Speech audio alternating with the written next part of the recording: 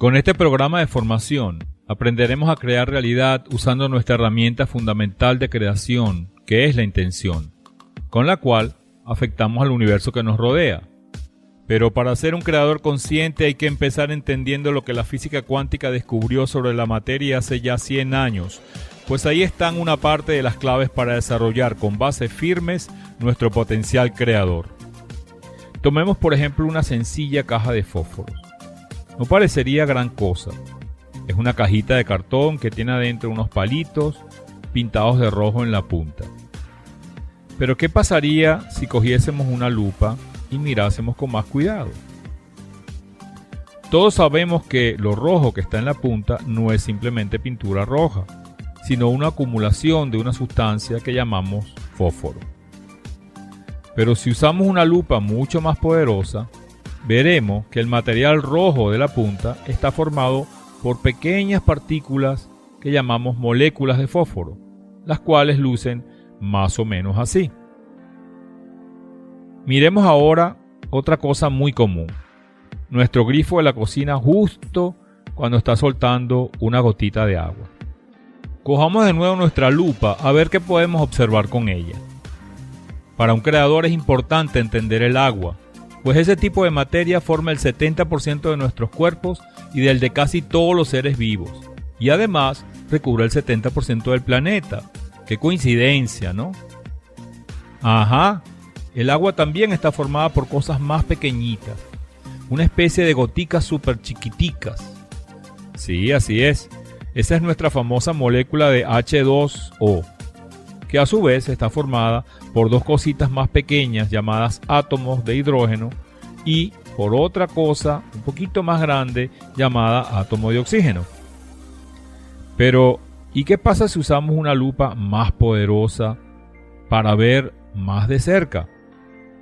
¡Wow! Ahora las cosas sí se ven mucho mejor. Ahí podemos ver, arriba, el átomo de oxígeno, que tiene un montón de peloticas en el centro y otro montón de peloticas que dan vueltas alrededor de ese centro. Pero además podemos ver nuestros dos átomos de hidrógeno que aparecen a los lados en la parte de abajo de la imagen. Si miramos un poco más de cerca, veremos que las peloticas en el centro del átomo de oxígeno están pegaditas y forman lo que llamamos el núcleo del átomo, y que las otras peloticas que giran a su alrededor son lo que llamamos los electrones. Los electrones giran en torno al centro en unas trayectorias llamadas orbitales. Y si observamos con cuidado descubriremos que lo que mantiene unidos a los dos átomos de hidrógeno con el de oxígeno es que están pegados por unos de esos orbitales, es decir, que hay unos electrones que dan vueltas en torno al núcleo de oxígeno y también en torno a los núcleos de los dos átomos de hidrógeno. Así se unen todos los tipos de átomos para formar todas las sustancias y materiales que conocemos. Un creador debe saber que todo está hecho de la misma forma. En este caso, con dos átomos de hidrógeno y uno de oxígeno, construimos una molécula o microgota de agua. Si miramos con más cuidado solo el átomo de oxígeno, veremos que las peloticas del núcleo no son todas iguales. Unas están coloreadas de rojito porque tienen carga eléctrica positiva y las otras están pintadas de azul clarito para representar que son neutras, es decir, que no tienen carga. A las positivas las llamamos protones y a las neutras las llamamos neutrones. Los electrones tienen una carga negativa y si contamos bien veremos que hay 8. Pero si miramos con cuidado el núcleo, veremos que ahí también hay 8 protones. Hay uno que no se ve porque está por el lado de atrás. Así que resulta que las cargas eléctricas de los electrones son equivalentes a las de los protones y por eso el átomo está eléctricamente equilibrado en su estado estable, es decir, que es eléctricamente neutro. Pero miremos ahora con más cuidado a uno de los átomos de hidrógeno a ver cómo luce de cerca y si se parece al de oxígeno. Ajá, el átomo de hidrógeno también tiene peloticas en el centro y otras que dan vueltas a su alrededor. Pero en este caso solo hay una pelotica roja en el centro, es decir, que el núcleo está formado por un solo protón. Y por tanto solo hay una pelotica dando vueltas, es decir, un solo electrón. Un creador debe saber que la fuente de todo ha construido el 99,99% del universo con solo estos tres tipos de piezas: electrones, protones y neutrones. Hay otros tipos de partículas, pero son muy escasas. De manera que, si logramos manejar estas, seremos capaces de crear o alterar cualquier cosa. Y resulta que todos los protones son iguales entre sí y además se comportan de la misma forma, al igual que pasa con los electrones, y lo mismo pasa con los neutrones. Así que la diferencia entre los átomos de un elemento como el oxígeno y de otro como el hidrógeno no son las partículas que lo forman, sino simplemente la cantidad de partículas que integran cada átomo. Pero volvamos otra vez con nuestro átomo de hidrógeno, que por cierto es el más simple que existe. Un solo protón y un solo electrón. En la imagen que hemos visto, el electrón parece estar orbitando bastante cerca del núcleo. ¿Pero es eso cierto? Imaginemos que le echamos una sustancia agrandadora al átomo y que le echamos lo suficiente para que el núcleo llegue a tener el tamaño de una pelota de basquetbol, es decir, unos 70 centímetros de diámetro. En ese caso, la gran pregunta es: ¿a qué distancia del núcleo estaría girando el electrón? Así de asombroso. Las imágenes a las que estamos acostumbrados y que representan los átomos en forma esquemática no están en escala real, porque el tamaño equivalente de los orbitales sería excesivo. Si el núcleo midiese 70 centímetros, el electrón estaría girando a 30 kilómetros de distancia del núcleo. Para hacernos una idea aproximada de lo que eso significa en la realidad, tomemos en cuenta que un avión, de esos que vemos surcando el cielo a veces, viaja a solo 10 kilómetros de altura. Así que, si acaso pudiésemos llegar a ver al electrón, lo veríamos al triple de la altura a la cual viajan los aviones comerciales. Pero ¿qué relevancia tiene esto para alguien que quiere ser un creador consciente? Estamos diciendo que las cosas materiales que forman el átomo, que son las llamadas partículas subatómicas, ocupan un espacio infinitamente menor que el espacio que ocupa el átomo en sí mismo. Estamos hablando de una pelota de 70 centímetros contra una esfera de 60 kilómetros de diámetro. Es decir, que las partículas materiales que forman los átomos son más o menos 85.000 veces más pequeñas que el espacio ocupado por el átomo. La siguiente pregunta lógica es: ¿y qué hay dentro de esa enorme esfera que representa al átomo? Y la respuesta es: nada. O para usar términos físicos más exactos, lo que hay es vacío. Así que es perfectamente exacto decir que lo que llamamos materia en verdad es 99,999% inmaterial. Eso que acabamos de decir se aplica no solo al hidrógeno o al oxígeno, sino también a metales como el hierro, el plomo y el oro, o a minerales como el silicio, que es el elemento fundamental que conforma todas las piedras que conocemos. Así pues, todo creador consciente debe saber que aunque la materia nos parece muy material, en verdad es prácticamente inmaterial. Pero los científicos no se conformaron con mirar los átomos, sino que se pusieron a observar aún con más cuidado las partículas que lo formaban. Y empezaron por enfocarse en el electrón, para entender qué hacía y cómo se comportaba. Así que enfocaron su lupa en el electrón y empezaron a seguirlo con todo detalle. El electrón daba vueltas en torno al núcleo del átomo. Hasta ahí, todo parecía normal. Pero de repente, el electrón desapareció. Estaba girando en su orbital y, ¡oh sorpresa!, de pronto fue como si se hubiera evaporado en medio del vacío. Eso dejó a los científicos asombrados. ¿A dónde habría ido? Pero siguieron observando y al cabo de un rato vieron que el electrón aparecía de nuevo en otro punto diferente del orbital y seguía girando en torno al núcleo como si nada. No entendían cómo podía mantenerse equilibrado el átomo si desaparecía el electrón que daba vueltas en torno al núcleo. Así que decidieron observar el protón que formaba el núcleo, para ver cómo se comportaba y si al menos ese pequeño pedacito de materia siempre se mantenía ahí en su sitio. Le metieron la lupa al protón y nuevamente vieron que en efecto el protón estaba ahí, quietecito, en el centro del átomo. Eso era lo que parecía más lógico. Pero de repente pasó lo mismo. El protón también desapareció, sin que nadie supiese a dónde había ido. Siguieron observando un rato más, cuidadosamente, y luego de un rato, el protón reapareció nuevamente, tal como lo habían hecho los electrones. Mirando con cuidado, pudieron medir que tanto los electrones como los protones y los neutrones del núcleo se desmaterializaban 10.000 millones de veces por segundo. Los científicos ahora sí que se quedaron totalmente confundidos. Pero ¿qué conclusiones sacaría un creador consciente de todo lo que estamos diciendo? En términos de masa y volumen, lo material que había en los átomos era prácticamente inmaterial, porque eran una especie de esfera llena de vacío, o sea, de nada. Pero además, lo poco material que había, que eran las partículas subatómicas, la mitad del tiempo estaban desmaterializadas. Así que lo que llamamos material no es material en absoluto.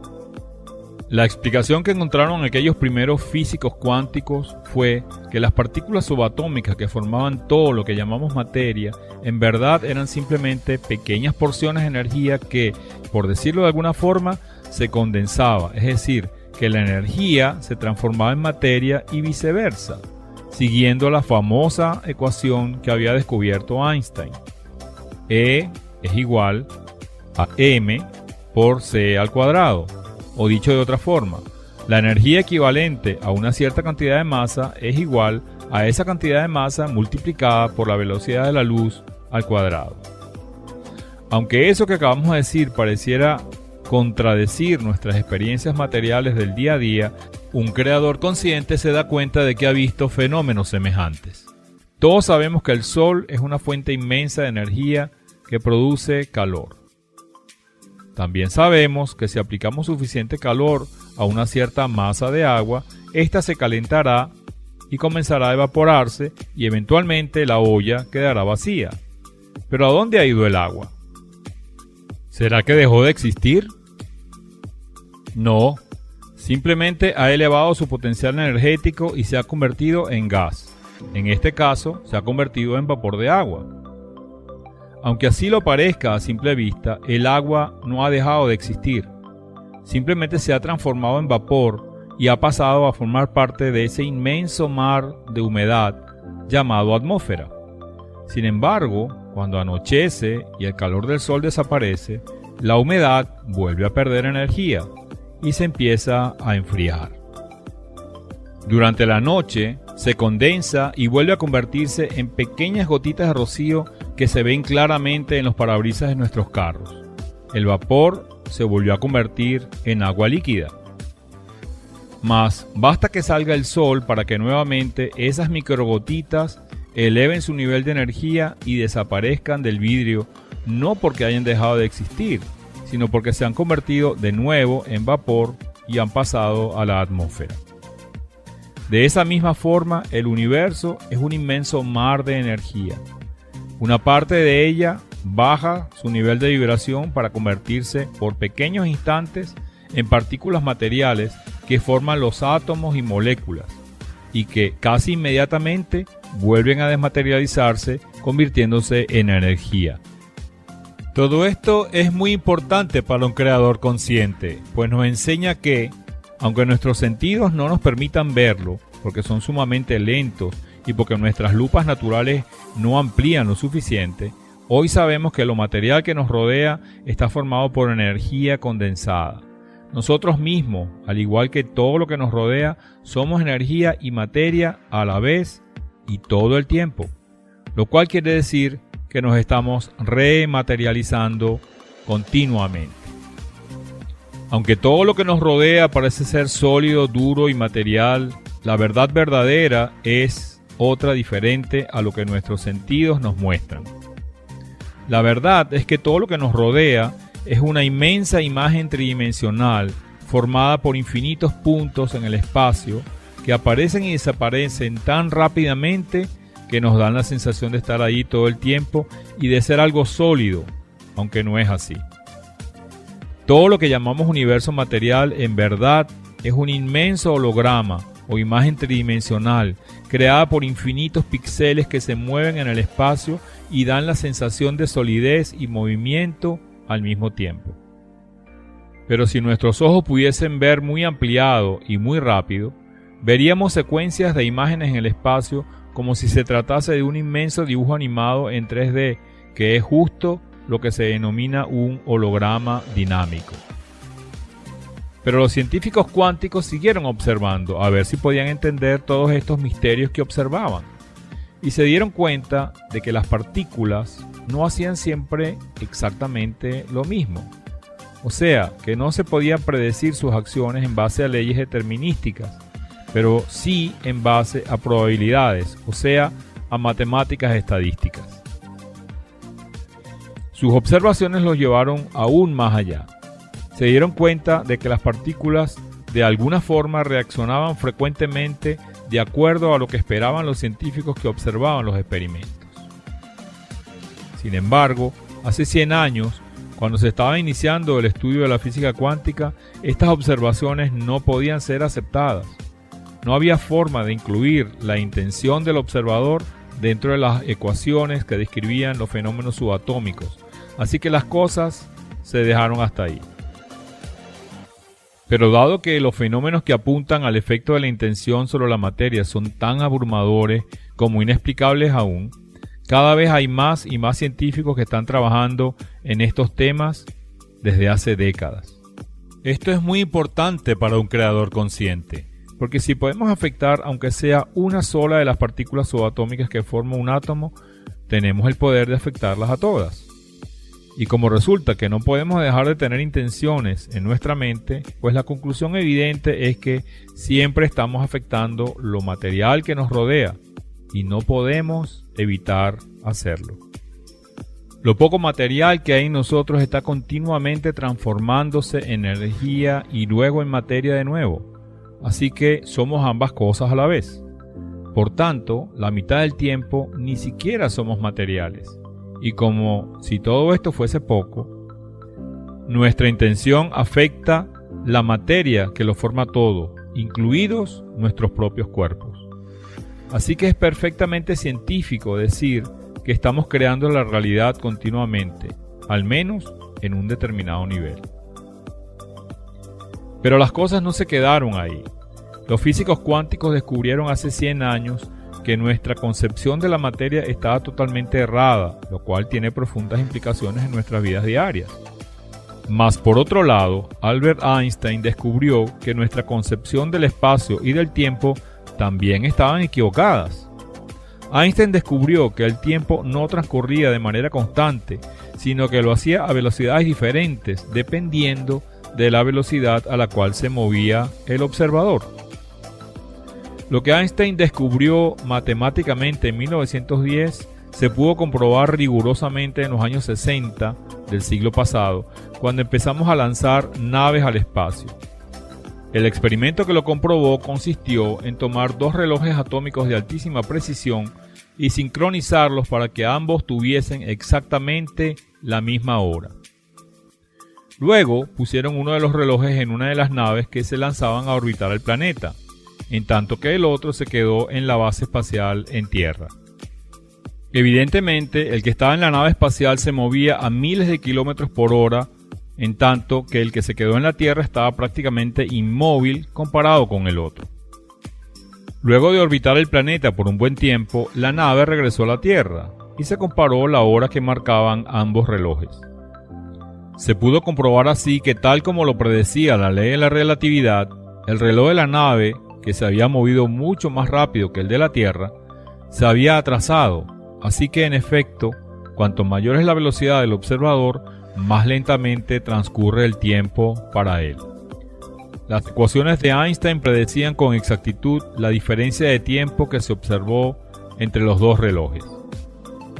Un creador consciente debe entender que aquí no estamos hablando de eso que llamamos percepción del tiempo, donde cuando uno está muy absorto en algo le parece que han pasado 5 minutos, aunque en verdad ha pasado 1 hora o algo así. Eso es un efecto psicológico. Pero en este experimento no había nada de percepción psicológica, sino una medición constatable y precisa. El tiempo transcurre más lentamente a medida que nos movemos a mayor velocidad. En otras palabras, no vivimos en un espacio 3D en el cual hay otra dimensión llamada tiempo que transcurre a velocidad constante para todos. En verdad vivimos en un sistema de 4 dimensiones, el espacio-tiempo, y en él el tiempo transcurre a velocidades diferentes dependiendo de a qué velocidad nos movemos en el espacio. Todo esto que hemos visto hace surgir algunas preguntas, y una de ellas puede ser esta. Sabemos que las partículas subatómicas que nos forman y que se materializan y desmaterializan continuamente se mueven a una velocidad muy cercana a la de la luz. Así que en ese caso, ¿a qué velocidad transcurre el tiempo para esa parte de nosotros que se mueve a esas velocidades tan altas? ¿Podría ser que para una parte de nosotros el tiempo no existiese o se detuviese por completo y viviésemos en una especie de eterno presente? ¿Tendrá eso algo que ver con lo que nos dicen tantas tradiciones espirituales ancestrales? Otra pregunta interesante puede ser esta. Si ya sabemos que nos estamos desmaterializando y volviendo a materializar continuamente a nivel atómico, ¿qué es lo que hace que mantengamos nuestra forma física de forma casi constante? ¿Por qué nosotros y todo lo que nos rodea se sigue reintegrando de la misma forma? ¿Será que hay alguna conciencia superior de la cual formamos parte sin saberlo y cuya intención mantiene las formas del universo hasta tanto nosotros modificamos de forma individual o colectiva dicha intención? ¿Y qué tal esta otra?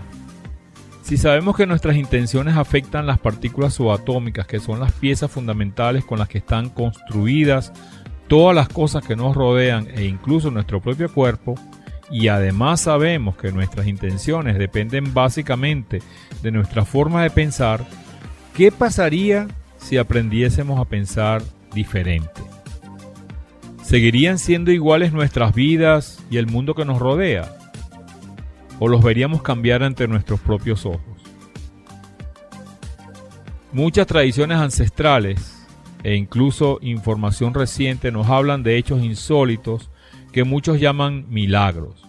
Pero después de estudiar lo que la ciencia ya sabe desde hace 100 años sobre la materia y las leyes del universo que nos rodea, ¿qué crees tú que es lo más lógico? ¿Que vivamos nuestras vidas de cada día como las vivimos hoy? ¿O que hagamos cosas como estas y aún mayores?